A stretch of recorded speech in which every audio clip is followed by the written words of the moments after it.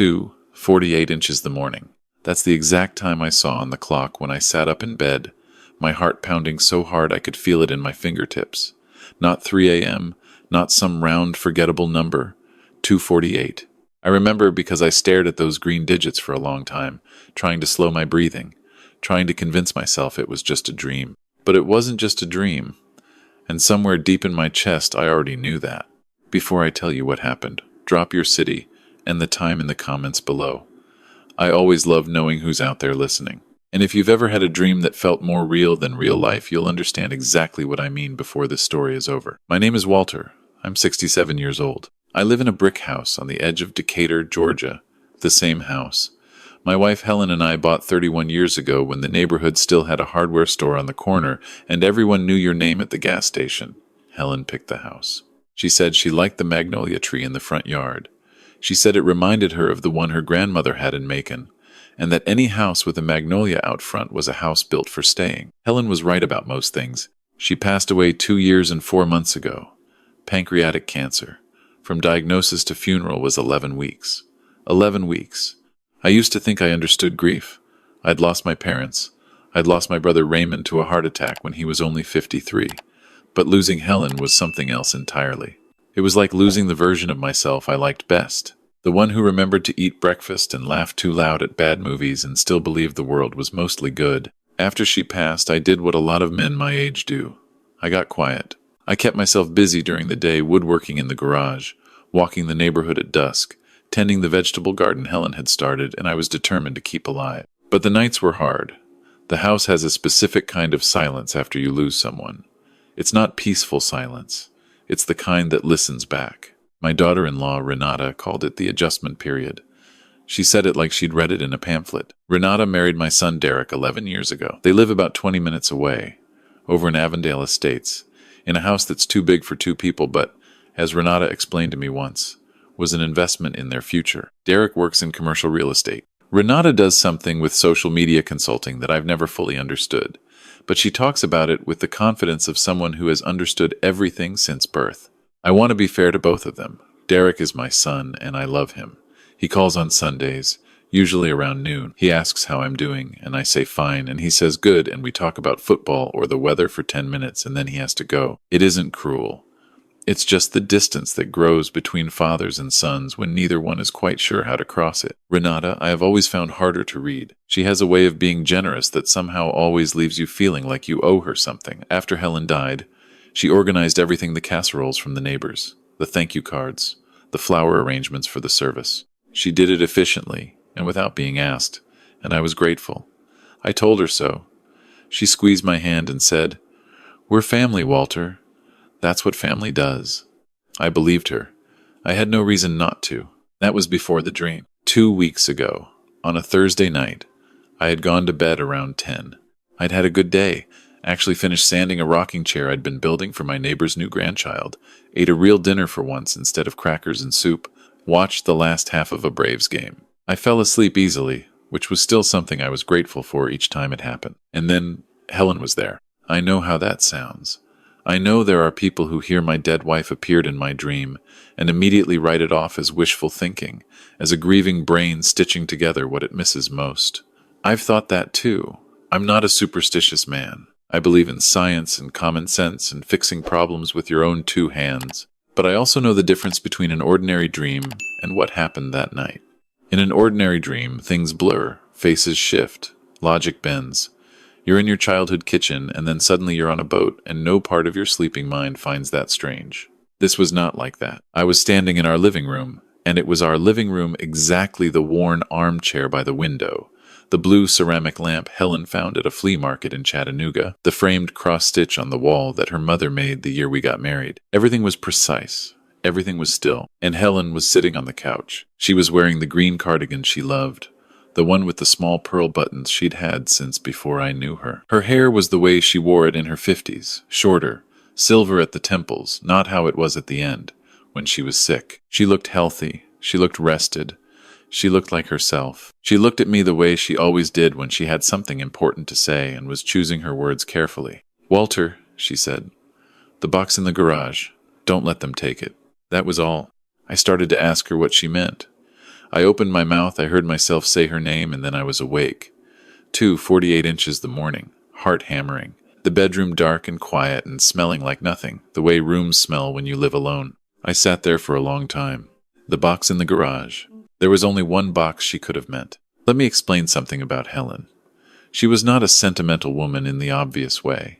She didn't collect figurines or keep every birthday card or cry at commercials.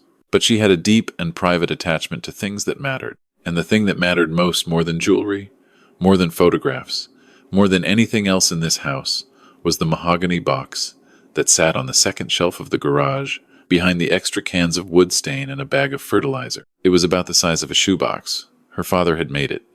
He was a craftsman. Her father, a quiet man from Augusta who could build anything from wood and never talked about the fact that he was talented. He made the box for Helen when she turned 16 and gave it to her with no ceremony, just set it on the kitchen table and said, "Made you something." Inside was a small brass latch, and the fit of the lid was so perfect it barely made a sound when you closed it. Inside that box, Helen kept the things that were only hers. A letter from her college roommate who died young, a pressed flower from her mother's garden, a small notebook where she'd written things she didn't say out loud, the deed to a piece of land her father had left her 4 acres in Habersham County, North Georgia, that she'd held on to for 30 years just because it had been his and she couldn't let it go. I knew about the box. I knew what was in it. Helen had shown me once, about 15 years ago, on an ordinary Sunday afternoon, and the showing felt like a kind of ceremony. She didn't ask me to keep it secret. She just said, "You know what's mine." I understood. After the dream, I didn't sleep again. I made coffee at 3 a.m. and sat at the kitchen table and tried to think clearly. My rational mind offered its usual explanations. "You miss her. You've been stressed. You were thinking about the garage because you worked in there yesterday. The dream means nothing." But I kept coming back to one detail. 3 days earlier, Renata had called me. She said she and Derek were thinking about helping me sort through some of the garage storage that weekend just to declutter, she said, just to make things easier for me. She'd mentioned it twice in the call, which I'd noticed but hadn't thought much about at the time. She said Derek had been worried I was holding on to too much, and that letting go of some things might help me move forward. I had said, sure, that sounds fine. Now, at 3 inches the morning, I sat with my coffee, and I thought about that phone call differently.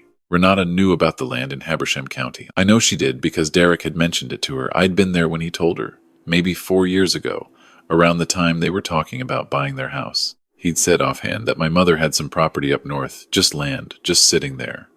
Renata had asked how much it was worth. Derek had shrugged and said he didn't know.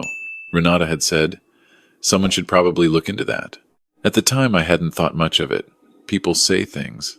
Now I was thinking about it. I got up before dawn and I went into the garage. I moved the fertilizer bag and the cans of wood stain, and I took the mahogany box off the shelf, and I brought it inside and set it on the kitchen table under the light. I opened it. Everything was there. The letter, the pressed flower, the notebook, and beneath the notebook, in a plain white envelope, the deed to the 4 acres in Habersham County. I sat there and I read it through, even though I'd seen it before. Helen's name on it, and beneath that, the language about transfer of ownership. In her will, which I had in the fireproof safe in the bedroom closet, Helen had left everything to me, including the land. I put the deed back. I closed the box, and I carried it upstairs and put it in the bedroom closet, on the shelf above the safe, where I could see it when I opened the door. Then I went and made breakfast for the first time in I don't know how long. Real breakfast, eggs and toast, and I sat at the table and ate it while the sun came up over the magnolia tree. Derek and Renata arrived Saturday morning, right on time. Renata was wearing what I can only describe as an organizational outfit, practical clothes. Hair pulled back, the look of a woman who had planned this visit in detail. She had brought a box of heavy-duty garbage bags, which she carried in without being asked. Derek hugged me. He looked tired, the way he always looks when Renata has organized something. "Dad, you doing okay?" "Better than I've been in a while," I said. "Coffee's on." We started in the garage. There was genuinely a lot to go through, tools from projects long finished, boxes of seasonal decorations, things that accumulate over 3 decades in a house. I was cooperative. I let Renata sort things into piles, keep and donate and discard, and I agreed with most of her decisions. She was efficient. I'll give her that. About an hour in, she moved toward the second shelf. She scanned it, and I watched her eyes find the empty space where the box had been. She didn't say anything right away. She moved a few other things. Then, casually, the way people ask questions they've been holding, "Walter, wasn't there a wooden box up here? Dark wood, kind of small? I feel like I remember seeing it." "Don't think so," I said. She looked at me. "I'm pretty sure there was. A nice one? Handmade?" "There's a lot of stuff in here," I said. "I may have moved things around." Derek wasn't paying attention. He was going through a bin of old extension cords with the focused resignation of a man who has learned that focusing on a task prevents him from having to focus on other things. Renata let it go. But I noticed she came back to that shelf 2 more times during the morning, both times moving other items around, checking behind things. She didn't ask again. She didn't have to. I already understood the question she was actually asking. We worked until about noon, and then I said I'd take them to lunch, my treat. And I chose a diner about a mile away that Helen and I used to go to on Saturday mornings, Marcy's, the kind of place with checkered floor tiles and pie under glass domes on the counter. Renata looked like she would have preferred somewhere with a QR code menu, but she didn't say so. Over lunch, I told them I'd been thinking about Helen's property in Habersham County. Renata put down her fork. "It's been sitting there for 30 years, I said. "I've been thinking I should probably do something with it. Get it assessed at least. Maybe take a drive up there in the spring." Derek said, "That sounds like a good idea, Dad." Renata said, "Actually, Walter, Derek, and I have been doing a little research on that, on your behalf." She said the last part, the way you'd add a bow to something you're wrapping. That area has developed a lot in the last few years. There's real value there now. We thought, since it's just sitting idle, it might make sense to discuss what to do with it as a family. "As a family," I said. "Of course," she smiled. "Helen would have wanted it to be useful, don't you think? To benefit everyone?" I thought about Helen in the green cardigan, sitting on the couch with her hands folded, choosing her words carefully. I thought about the way she'd shown me the box on a Sunday afternoon and said, "You know what's mine." I thought about the fact that Renata had just told me she and Derek had already been researching my wife's land on my behalf, without asking me. "I'll tell you what I think Helen would have wanted," I said, and I kept my voice even. "I think she would have wanted me to be careful about a lot of things." Renata's smile stayed where it was, but something shifted behind it. Derek looked at his coffee cup. We talked about other things after that. The drive home from the diner was quiet in my own car in my own company, and I didn't mind. That evening, I called my attorney. Paul Gentry, he's been my attorney for 20 years, handled the estate when Helen passed. I told him I wanted to review the will again, and I wanted to understand exactly what steps would be required if someone tried to make a claim on the Habersham property. He asked me if I had a specific concern. I told him I had a dream, and I'd been thinking more clearly since then.